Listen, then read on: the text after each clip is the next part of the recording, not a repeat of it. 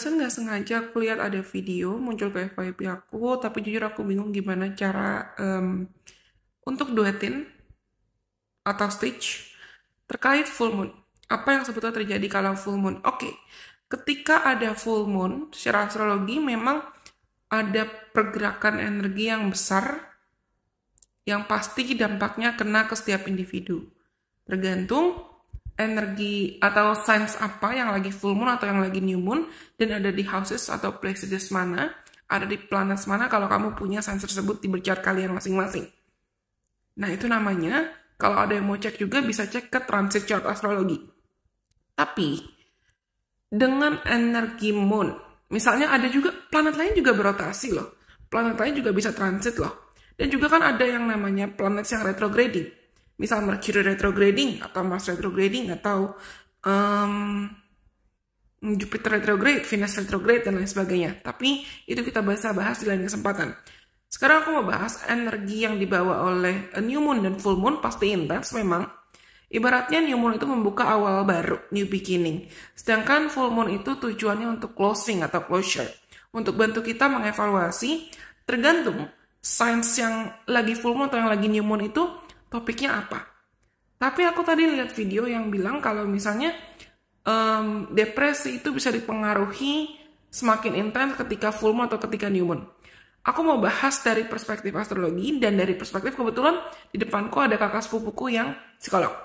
Nah, secara astrologi ya dampaknya misalnya besok aku rekam ini sekitar tanggal 6 dan besok tanggal 7 tanggal 8 itu ada full moon di Gemini.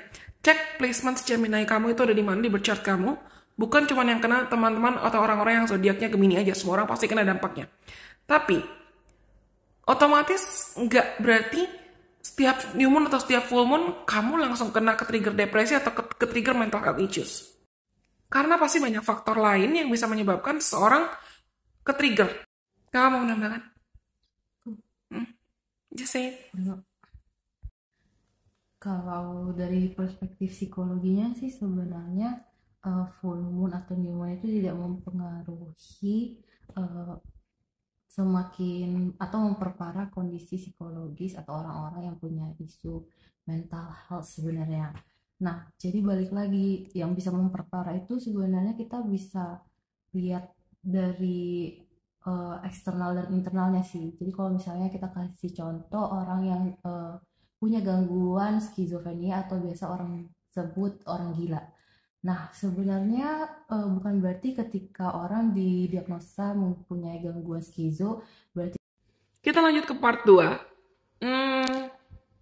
Aku juga pernah didiagnosa depresi akut, once upon a time. Bahkan skizofrenia juga. Nanti kakak sepupuku yang sekolah akan ngomong lagi, tapi based on my own experiences dan apa yang aku pelajari juga, kita nggak bisa otomatis langsung melabel full moon atau new moon jadi triggers. Kenapa? Karena misal orang itu juga belum nyembuhin lukanya dari dalam, belum ada willingness buat nyembuhin luka, dia juga pasti belum sepenuhnya rilis kan, belum sepenuhnya lepas.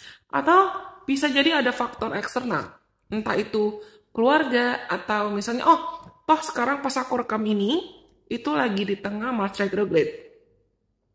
Aku sering, bukan promosi ya, aku gak ada niat promosi awalnya, tapi aku sering banyak sharing video tentang astrologi dan mental health issues juga di YouTube. Kalau kalian mungkin tertarik buat nonton dan belajar lebih dalam lagi, entah aku yang sharing atau orang-orang sekitarku yang sharing atau narasumber yang menurutku punya kualitas untuk berbagi dengan kita semua, silakan langsung cek ke YouTube. Anyways, lanjut. Saat ini sampai pertengahan Januari juga kita masih ada Mars retrograde.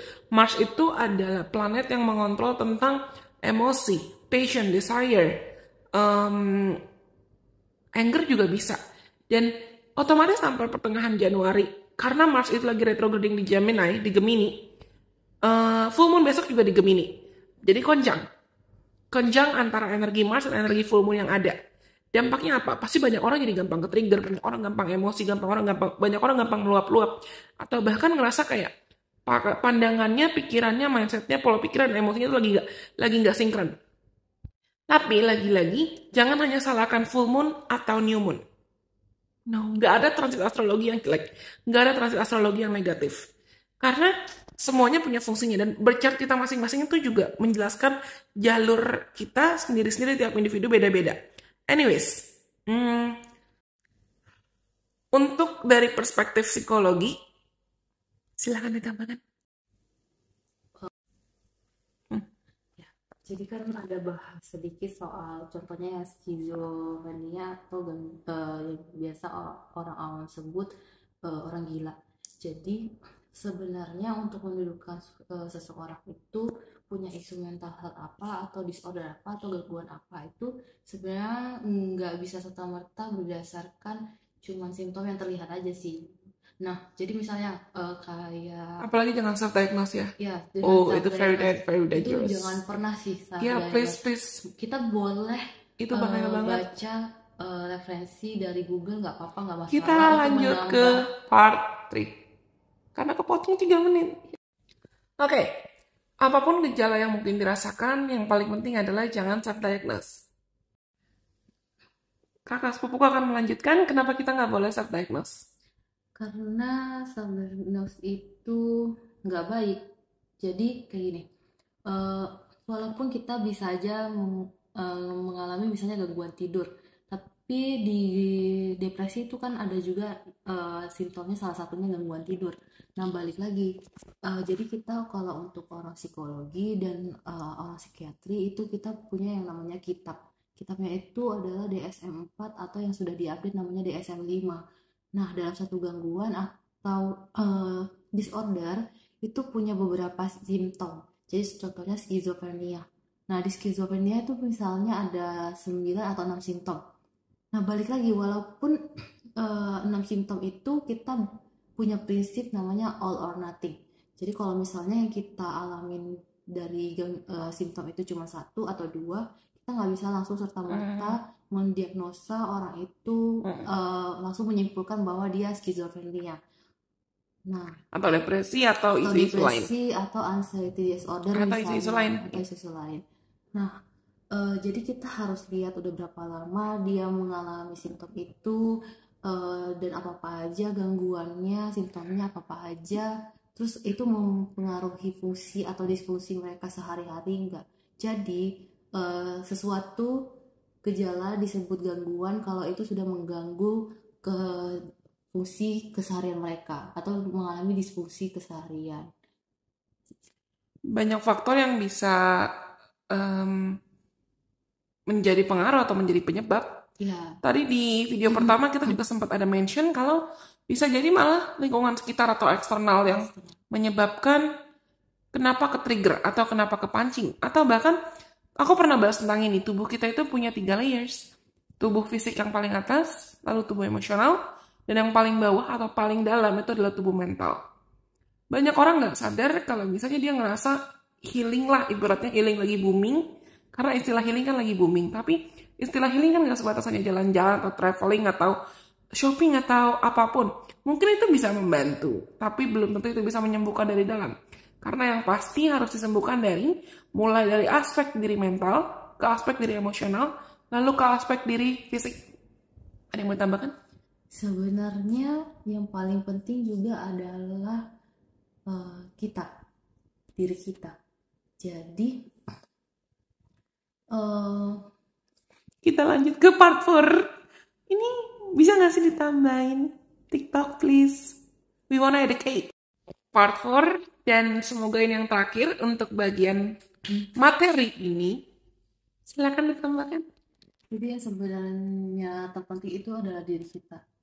Kenapa aku bilang diri kita? Karena walaupun kita punya orang yang kita sayang atau ada orang yang sayang sama kita, ada di sekitar kita, inner circle kita, tapi pada akhirnya kita akan bertanggung jawab dengan diri kita sendiri. Kita akan orang ada masanya di hidup kita, ada orang yang datang dan ada orang yang pergi, tapi ya balik lagi kita akan dengan diri kita sendiri. Kenapa aku bilang diri kita itu penting? Kita selalu memperlakukan orang lain dengan baik, tapi kita lupa untuk memperlakukan diri kita dengan baik juga. Kita bisa sabar dengan orang lain, tapi kita sering sekali memaki diri kita sendiri. Kenapa aku bilang penting? Karena Eh, yang bisa ngebuat kita tetap bertahan, tetap waras adalah ya little human, Literally. no, little human inside yourself. Inner child look at. Iya, Kayak termasuk lagunya, inner child. kayak lagunya Ed Sheeran ya. Yang Iya, Before we save someone else, I gotta save ourselves. iya, dan termasuk lagi yang kita tadi bahas, memperparah atau tidak memperparah. Ya aku bisa bilang sih, untuk perlakuan orang-orang sekitar kita, itu juga mempengaruhi sebenarnya. Sama kayak orang skizo tadi, sebenarnya mereka juga mau diperlakukan seperti orang pada umumnya. Dan tidak keinginan mereka juga yang akhirnya mereka punya diagnosa atau isu mental health. Ini bukan cuma seperti skizo ya, semua yang Iya, aku rasa semua orang sih, semua orang pasti ingin dimanusiakan, iya, ingin karena afeksi, ingin perhatian. Iya. nah balik lagi sebenarnya kita tidak bisa mengatur orang, tapi aku cuma mau pesan satu, tetaplah untuk menjaga moral kompas, karena moral kompas itu bukan ngomong tentang hitam dan putih, benar atau jahat, tapi lebih kita memandang manusia, mereka punya ceritanya sendiri, punya lukanya sendiri, tapi nggak bisa dibandingkan juga dengan luka kita, apa yang udah kita alamin sih sebenarnya. Itu penting sih, moral kompas, jangan pernah lupa untuk moral kompas. We should make another video about that. Ini apakah sudah cukup mau dirangkum? Karena udah mau habis lagi 3 menit. TikTok, please hear my request.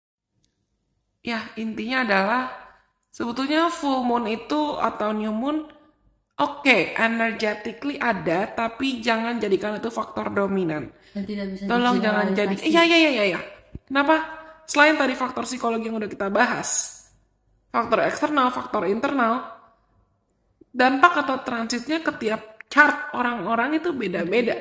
Literally beda-beda. Karena proses Ya, aku beda-beda. dengan proses kamu kan bakal Ya, beda. of course.